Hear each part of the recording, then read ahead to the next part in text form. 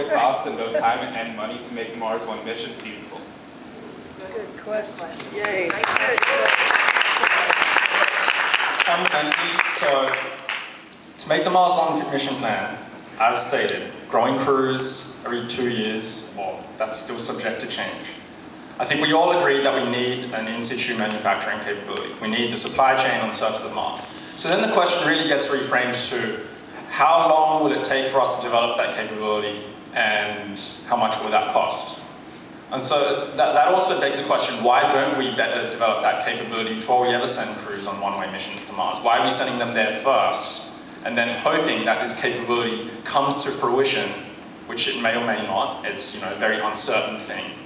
And then relying on the fact that that will come and be deployed to make our mission sustainable. So I guess my position, I don't know if you agree, is we should get all the technology developed before we go. Okay, so that's the first option, if you want to go with Mars 1 plan. The other one is you de-scope. Instead of doing one-way missions, you do less demanding missions. You could try to go orbit around Mars and then come back. And that's going to be a lot easier because we don't have the EDL capabilities.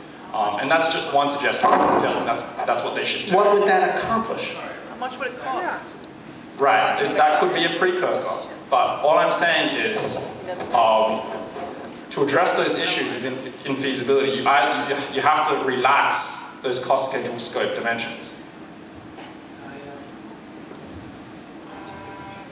So I think that because it is also a possibility to send 4 or 8 people and sustain them, which is feasible, and as long as you don't start increasing your crews too much, that's a feasible solution. I think that our crews will be willing to take the risk that they're going to spend a number of years with just 8 of them. If they weigh that against the odds that we cannot develop local production facilities. I really want to remind everybody in the room again about President Kennedy with no technology existing at all, nothing existing, and 8 years later we land on the moon. And one thing I want to add,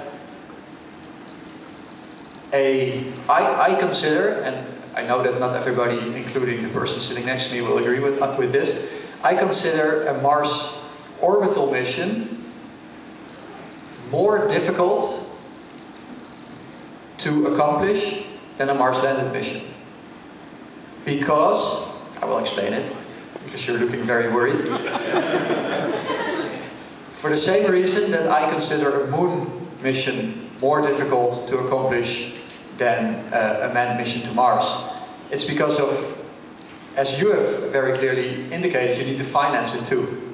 And I think that the financing for a manned landed mission, and it's also what Robert was kind of pointing at, I think, is easier than, so for example, if the orbital mission would be 3 billion and the landed mission would be 6 or even 9 or 12 billion, I think it's much easier to finance the landed mission than the orbital mission.